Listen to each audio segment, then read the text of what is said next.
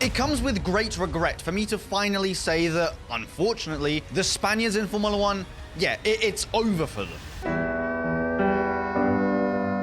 Full stop. It's over. In Formula 1, there are currently two Spanish drivers, Carlos Sainz and Fernando Alonso. And it's not like me saying the American drivers of Formula 1, it's the end for them. Well, there's only one of them, and, well, he's bad, so you kind of expect it. But the Spaniards? Really? Sainz and Alonso? What the fuck? No, that shouldn't be happening. On one hand, you have the jobless Carlos Sainz, and on the other, you have the ancient debris of Fernando Alonso. But we'll get to that in a bit. It might be over for the Spaniards in Formula 1, but you know what isn't over? The championship. Seems like Red Bull is struggling, and Lando and Charles, they are cooking. If you want to see a championship battle, you should probably like and subscribe. Otherwise, it will not happen. You know that expression of ladies first, or let the older gentleman or woman or whatever let them in front of you, so on and so forth? Yeah, well, let's not be a gentleman today, and let's talk about Carlos Sainz, the younger driver. Let's leave the older, ancient one for later.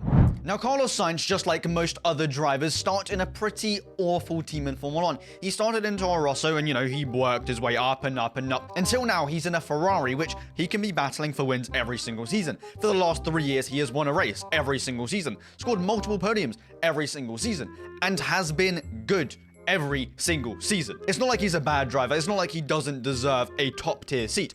I genuinely think he does. Compared to the golden boy of Formula 1, oh my god, Ferrari, Charles Leclerc, oh, we all love you.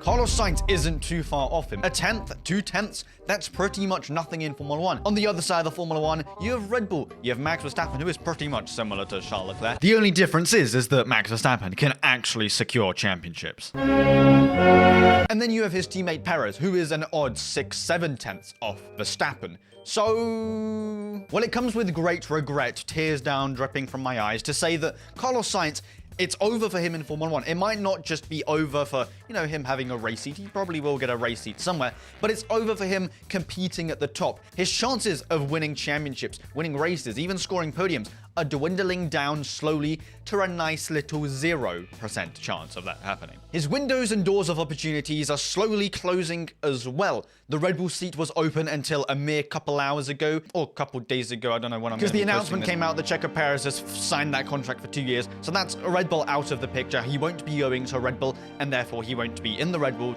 competing for podiums, championships, wins. You know the deal. McLaren have Lando Norris and Oscar Piastri on lockdown. They don't want to get rid of them. Oscar Piastri has been on a rampage this season, and Lando Norris has literally won a race. Lando Norris wins for the first time in Formula 1! Luck. Proved to everyone that Sochi 21 was just an unfortunate thing that happened. Might have been a skill issue, and he has learnt from then, but a couple years ago, we'd all be saying that Mercedes is probably one of the best seats out there. You're guaranteed to at least score a podium, at least win a race, potentially even a championship. Yes! Yes! Yes! Yes! Yes! Yes! But that was ages ago. Now, in today's day and age, that is literally the polar opposite. No! No! No! They haven't won a race since 2022, and they haven't been on the podium this year. So that isn't a good seat for Carlos Sainz to go to. It's an all-right seat, which I guess you wouldn't be literally dead at the bottom, but it's still a big downgrade from the Ferrari at the moment. Who knows? The Ferrari at the moment might be the fastest car on the grid, and potentially they might even win the Constructors. So either way, whatever team he goes to, it will be a massive downgrade. And plus, I don't see many eyes being on Carlos Sainz from Mercedes, because I think they have their beady eyes set on, say, Kimi Antonelli, maybe Max Verstappen. Not Verstappen. The amount of attention that Mercedes are giving Kimi Antonelli is literally unprecedented. It's unfathomable, the amount of test days he has, the amount of... he's getting so much clout out of all of this. And honestly, would be a good idea to stick him in the seat. But that's not good for Carlos Sainz's future. And then you keep on looking lower down the field. The Haas seats are open. The Alpine seats are open. Williams seat potentially might be open. They're all seats that they're not, you don't want to be there for like 3-4 years. You're gonna be forgotten about. You're gonna be in the past, written in scriptures like the ancient Egyptians wrote on the walls. It's kind of all forgotten. No one really pays attention to you anymore if you're in one of those teams. It's not as impressive. Oh, you finished P12?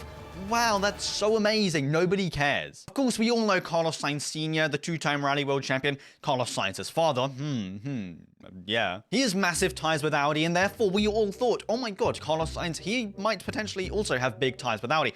Audi buying out Sauber, you know what?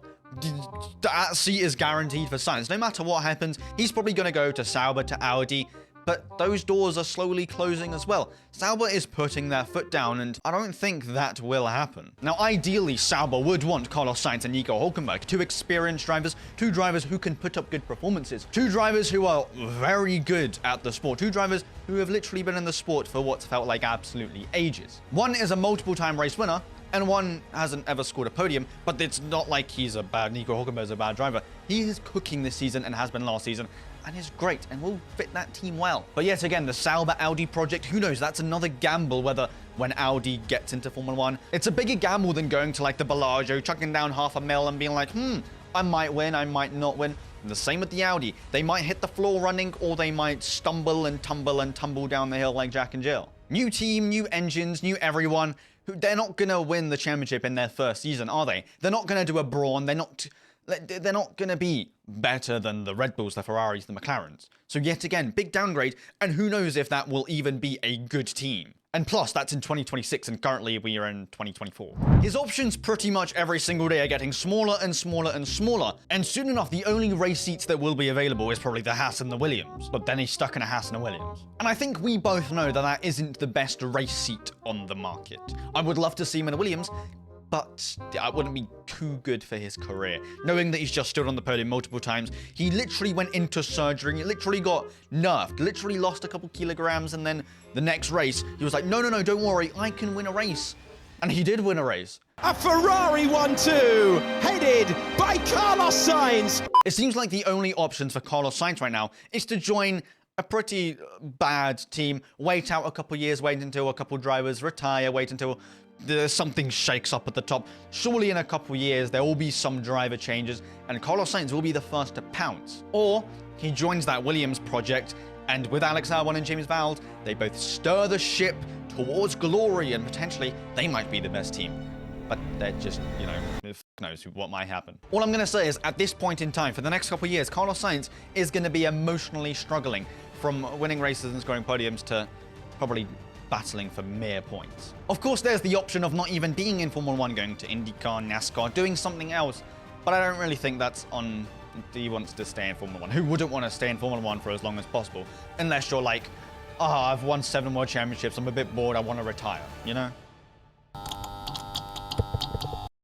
You see, on the other side of the pond, Fernando Alonso is pretty much in a very, very different situation, but a pretty similar situation as well. It's not that he's being dropped from a team, it's not that no team wants him, it's not that he doesn't have options, he probably could go to any team that he wants. But it's the fact that his days are numbered, his days are limited, not as in like days because someone's about to shoot him. Yes, he does drive for Aston Martin, but Bond won't be knocking on his door being like, yo, Bond, James Bond, kapow pow pow. The name's Bond. James Bond. He has recently signed another contract with Aston Martin and said, this is probably going to be my last ever contract. Now, literally last year, we thought that signing for Aston Martin, he's actually done a good career move for, say, the first time in his career. He went from squabbling for mere points with Alpine and Esteban Ocon and getting bullied on track by Esteban Ocon to being the big alpha that he actually is at Aston Martin, scoring podiums every single race for the first couple races of the season, competing for wins, competing for pole positions, literally doing everything that he should be doing in the sport. And now it seems like it's tumbling back down to where it was when Sebastian Vettel was on the team. Fernando Alonso hasn't scored points in the last 2 races of the season. Now, yes, one of those races was Monaco, and you can't really overtake there, so there's that. And Imola was just a big write-off. Oh, he had one bad weekend and one bad qualifying session. Oh no, his championship is over. But the sole and only reason that Fernando Alonso decided to come back to Formula 1, decided to come back and try to compete, wasn't just so he could dilly-dally around in P12 with Lawrence Stroll, and Lawrence Stroll steering the ship of a team that has literally fallen off. He came back into Formula 1 to actually win something. The days in McLaren, he was losing and losing and losing, to the point where he was literally chilling in a hammock every single race. What's the point of racing when you're finishing P18 every single race, when you could literally be chilling, sitting around the track, watching the cars go around? Me, I'll be operating the cameras. I don't need to drive. I mean, it was so bad that he retired. and now it seems like Aston Martin aren't in a good position. After Canada 2023, things really started to go downhill from potential wins and podiums to struggles with their car. They were apparently upgrading the car a lot last season, but it seems like the car kept on going back. The upgrades weren't good. Now, the fundamental stages and pieces of the car, in theory, it is good. It showed last year, it is a good, fundamentally good car. But it's just like those small upgrades that aren't too good.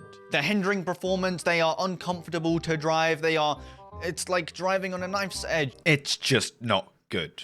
Now, it's not like Aston Martin have the worst car, and it's not like they're literally finishing P18 every single race. In Monaco, who knows, it might have been better. If Fernando Alonso actually managed to get a qualifying lap, potentially would have been good for maybe P4, P5, P2, P3, who knows, but that's just, slight speculations. In Imola, they brought in an upgrade, and those 2 races which we've had that upgrade hasn't been all that. Fernando Alonso being Fernando Alonso, the 2-time world champion, and all of the accolades that he's achieved in his career, him winning a race for the last time in 2013, that sounds like a long, long time ago for the driver that he is. And after the 10 or so odd years of being in Formula 1 teams that just can't deliver year upon year, over-promising and under-delivering, yeah, is it time to hang up those racing boots when his contract expires? Or who knows, things might going sour like they have done in pretty much every other team that Fernando Alonso has been a part of. The McLaren days, the first time he was in McLaren, ended in big tragedy. Same with the Ferrari days, there was arguments upon lost championships, upon more drama, to the point where he wanted to leave. And same with the second McLaren stages, where he just didn't want to drive anymore. And then you got the Alpines, where he was very much happy to leave. He might be all grown up now, but still, in his final couple years in Formula 1, desperate times will call for desperate measures. Maybe he will start being more vocal about the team. They promised him good things, but the good things won't come. I have faith in Lawrence Stroll, all of the money he obviously has a passion for the sport, but will that be enough to keep Fernando Alonso motivated, to keep him quiet and to let him just do his thing? Or will, just like every other time, Fernando Alonso be vocal and more vocal and just not want to be a part of the team anymore? In the absolute sheer and pure dominant season that we had last year, it was nice to see Fernando Alonso up there. It was entertaining. That was pretty much the entertainment of the season that we had. And it's a shame that it lasted so shortly. But now there's McLaren, Ferrari, they're all scrapping at the top. Who knows, Red Bull might not be the strongest car. And if Aston Martin can join that fight, then I guarantee you that Fernando Alonso will be up there every single race. And wouldn't that be entertaining to see? Now it's a shame that, well, that's just not the case. There's no doubt about it that there will be a day and time where Fernando Alonso actually decides to retire for the second time, and it will be his dead-on retirement. He'll be over, he'll be leave Formula 1, big sad, sad day. Shame that he will potentially only be a 2-time world champion, and he won't have won a race since 2013 Valencia. But that day is coming, and it's gonna arrive pretty soon. And it's going to feel even sooner if he doesn't get given a car that is actually good. And that's all on Aston Martin. Both of the Spaniards' careers potentially might be ending in pretty sad, sad states. On one hand, Carlos Sainz getting dropped in a bad team and potentially, falling down and down and down until he won't be in Formula 1. And then you got Fernando Alonso. His career also is ending because of his immense age that keeps him skyrocketing. 10 years. He's like, what, 73 now? And it won't be in Formula 1 for too long. It'll be a sad, sad day when Fernando Alonso leaves, and it'll be a sad, sad day at the end of the season where Carlos Sainz leaves Ferrari and potentially won't be on the grid, or will be in an absolute trash box team. Next year, we'll be seeing him while Charles Leclerc is potentially winning races and winning the championship with Lewis Hamilton, and then the Carlos Sainz is just going to be there in some ass team, scoring not even points, just finishing the race. Or maybe not finishing the race and crashing out. They will be both very, very sad days, and as I said, it's not like these drivers are bad. They are good. But a time will come where they won't be at the pedigree that they are now. And with that said, I hope you enjoyed the video. Let me know down in the comments, is there any way of saving them both of their careers so they can actually win something? Let me know down in the comments. And whilst you're there, you might as well like and subscribe. I don't know why you wouldn't. Anyways, have a safe and fantastic rest of your day. Don't die, because then you can't watch the videos. And peace. That's all, folks.